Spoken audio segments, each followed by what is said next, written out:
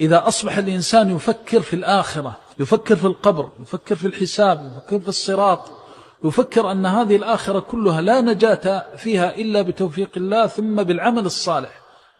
حمل هم العمل الصالح، فأصبحت أوقاته وساعاته كلها في ذكر الله عز وجل. لن تجد أحدا ملئ قلبه بالآخرة يغفل مع الغافلين أبدا، بل تجده إما تاليا للقرآن